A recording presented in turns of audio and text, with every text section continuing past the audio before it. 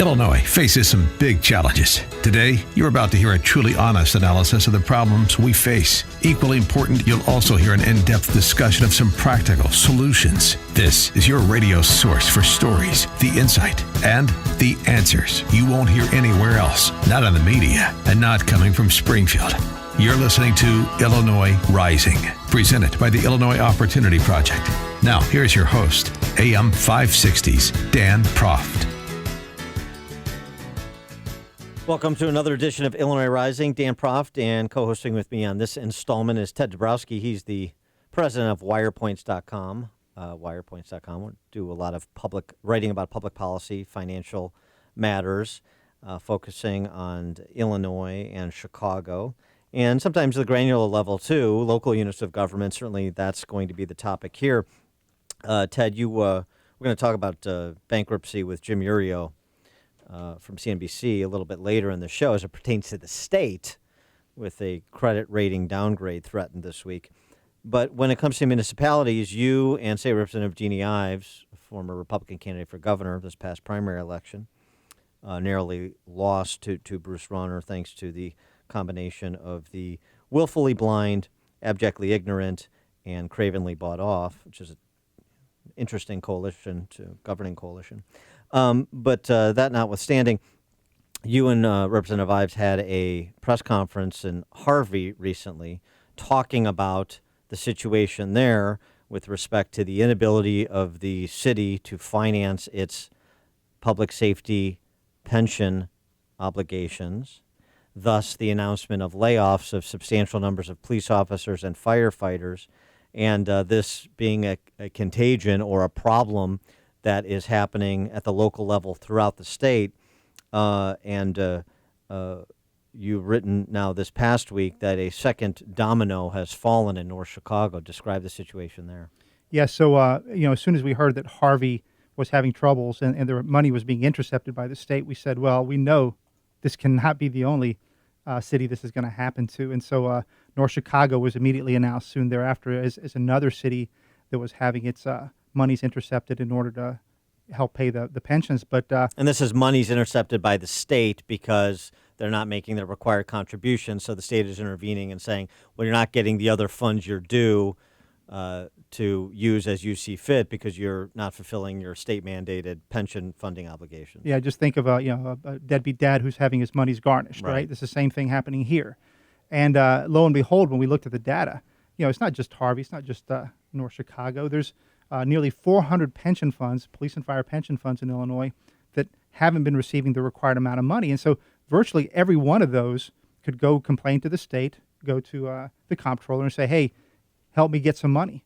And that could lead to layoffs, firings across the board, and we could have a big chaos. Well, in addition to that, you're talking about the funding levels. North Chicago Fire and Police, I'm reading from your piece, 31% funded is the firefighters' pension fund in North Chicago. Community of about 30,000 people. Yeah. Police, 28% funded. Those are, borderline unrecoverable numbers. I would say they are unrecoverable. Without massive reforms, they're unrecoverable. And you got places like East St. Louis, 13%. These things are broke. And everybody talks about the state pensions, but this is where people live. These are people's lives. Their communities, and it's pretty much hidden unless we start reporting on this more heavily. It's hidden from the public. For more on this, we're pleased to be joined by the aforesaid State Representative Jeanne Ives. Jeanne, thanks for being with us. Thank you for having me on. So why you made the case in that press conference in Harvey that bankruptcy is the best option, reorganization of these pension obligations, among other obligations, is the best option for Harvey and other communities similarly situated. Why is that? Well, it's not the best option. It's the only option. There's no way that they can pay back that community of $160 million in debt. They have no way. Every other house is abandoned or boarded up down there. Their property taxes are through the roof, which means they're at 6%, which is 6 times higher than the national average. And it's unsustainable. It's all coming to a head, which is great. We're finally maybe going to get some relief. But it's not just them. It's the Danville mayor who wrote me a letter saying our pension obligations for police and fire went from $3.6 million 5 years ago to $7.8 million. That's a 112% increase. They can't handle it either. They have $105 million in debt with no way to pay it off. And he knows it, and he wants bankruptcy protection. The former mayor of Rockford, 3 years ago, flat out said he needs bankruptcy. It's because they know it's the only way to get rid of some of the debt load that they have that is built up over time and has never been arrested by state legislation. And this question is for both you and Ted, since you're partners in this ostensibly. I think we need to lay out the case in terms of why bankruptcy is net benefit to the firefighters and police officers as compared to continuing to try and prop up these systems that are unfinanciable in their current form. It's kind of the what's in it for me question with respect to two undesirable options. Well, you can we're at the point where you can have your job, you can have your pension, or you can have your home, but you can't have all three. And so that's what police and fire need to understand. And we're talking about far off places to some, Rockford, Danville, North Chicago. But Chicago's pension funds are some of the worst funded in the state. Police and fire at 20%. That's insolvency levels. And it's going to get worse for them. Yeah, and I would add to that, if you really care about your policemen and firemen, and most of us do, right? They're putting their life at risk every day. If you really care about them, then you really should want pension reform. You really should want changes to what's happening, because I think Harvey's a perfect example. If you care about them and you don't reform anything, well, they're going to lose their jobs. So forget their jobs, forget their pensions. It makes things worse. And Springfield is warned about firing police and fire. Rockford is warned about firing police and fire. This is going to spread everywhere. And so unless something's done, policemen and firemen are going to lose their jobs, and it makes the whole discussion moot. But policemen and firemen, some of them, I think, recognize this, certainly from the conversations I've had, and are willing to give a little bit. Why would they give? I mean, their essential position is say, hey, look, you want to force me to the negotiating table, I'll cut a deal. I get the math that you're talking about. But until you force me to the negotiating table, why should I volunteer to go there? I'll just continue to worry about getting mine, and it'll be somebody else's problem. So it seems like here we have a complete and abject failure of political leadership. Well, that is exactly the case. If these leaders got together, if they really cared about police and fire and their jobs and their livelihood, then they would come to the table. But it doesn't matter. The market's going to correct this through two things. One, this intercept law, which basically says, you're funding pensions first, literally means when cities cannot make that payment to salaries, somebody gets laid off. And it's going to be police and fire that lose their jobs. That's going to happen first. And I think what a lot of people... the market's going to correct it, that or bankruptcy. It's going to happen. Yeah, and I think a lot of people don't understand, in particular places, Jeanne, you were down there defending Harvey. Nobody else has been down there to defend Harvey. But these places don't have anything to sell anymore. They can't raise money in the bond market. Like you mentioned, they can't raise taxes. They're kind of done, right? So they need something else. I agree. And for Chicago, with their balloon pension payments coming up in 2 to 4 years, doubling their amount that they have to send to the pension funds, they're in a conundrum too, because they can no longer raise more taxes, more fees on these people. They've already are flatlined on job growth, which I know Dan discussed before. They already are,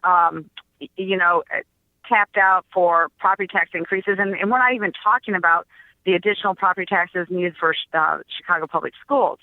People are tapped out. Remember, Chicago last year was the only city in the top 20 populous cities in the United States to lose population. So people are not going to stick around to pay for this, and I don't understand why police and fire union leaders don't understand that. I hate to be... the rank and file do. Yeah, I hate to be craven and crass here, but, I'll risk it. And that's this. When does this come to the suburbs? Because I know there's a lot of people that pay lip service to caring about minority communities in places like the South Suburbs. I'm not talking about you or Ted. I know people pretend to care, but they don't really care. They just want to kind of virtue signal caring and then get back to their lives. They don't want to do anything about it, and they want somebody else to do something about it or not do something about it, just so it's not visited upon them. So in places like Wheaton and DuPage County, places like the North Shore, other well-to-do areas, the Burr Ridges and the Hinsdales. When does this same problem visit them? Because, again, per Ted's research, you're talking about 60% of municipalities in this state that are not making their full pension, the full required pension contribution. So that necessarily means you're talking about some well-heeled communities, doesn't it? Well, yeah, Wheaton's not making its full contribution. They're down at about $300,000 on the police fund. They should have been funding it, and I think that fund's at 68% funded. That's not healthy. And they raised taxes last year just to pay for additional pension costs. So it is coming to them. It's incumbent upon folks like me, quite frankly, to connect dots for people so they understand what's going on. Because otherwise, you're just going to, in communities like Wheaton that can handle it, you'll still see an uptick in property taxes. By the way, I got my property tax bill yesterday. Yeah, I'm up $550. $550 more. I mean, my husband's furious. Well, so, yeah. We have to connect dots. Well, why is it up $550? We have to let people know. So the question is, this is sort of a question we've been asking and answering for the last 3 years, last decade plus, but I mean, more pronounced in recent years. And it's, do you get the feeling that there is increasing recognition of the need to do something proactively, or is it going to take a rash of pension defaults before people at the municipal level wake up and make the difficult choices and difficult reforms necessary? You can't even wake up those state legislators who are informed about this. You can't even wake them up. You've got to have one of these systems have to absolutely fail. You have to have a situation like Harvey where they lay off half of their police and fire. Otherwise, nobody's waking up until it actually affects them. Well, this is where it gets interesting. What we saw Harvey be the first. This law was passed in 2011, and it really hasn't been allowed to be executed until 2016. But Harvey was the first city to say, hey, or the pension funds were the first ones to say, hey, where's my money? Now, North Chicago came next. Why aren't the other nearly 400 pension funds screaming like crazy, where's my money? And that's the big question, because the pension funds have the right to do that now. And I think we all know why, because the system, right, doesn't want to see layoffs. So they're going to try to perpetuate this problem and see where they can take it and how long they can last. And they'll liquidate everything that they can liquidate in order to prop it up, right? So that the people that in charge and those that are within their circles of influence get paid, and whatever happens to everybody else happens. Right? Your home is collateral for somebody else's pension. That's it. Precisely. Well, what's scary is a place like Danville, and Jeanne, you mentioned the Danville mayor. Danville's 3 miles from the border, and they just did a special tax on pensions. It wasn't a property tax, interestingly enough. It's a tax for pensions, and it's kind of tied to the garbage and I think other utility bills or something like that. It's scary because I think that's kind of they're committing suicide there they're going to chase everybody away. But here's the deal: is that your average Illinoisan sitting in their house watching their taxes escalate, and maybe not even connecting the dots. All they know is that they're paying more and they're not getting anything for it, and they're just going to leave. They're just not going to put up with it, and so it won't get reformed until an actual pensioner is told there's no more money left. It won't get reformed until the police and fire folks actually lose their jobs. They will not come to the table until it affects them personally. Yeah. I mean, I think it's with that formulation, your job, your pension, or your home. You can have two of the three, maybe only one of the three, but definitely not three of the three under this political regime. Jeanne Ives, State Representative, Republican from Wheaton, thanks for joining us. Appreciate it. Thank you.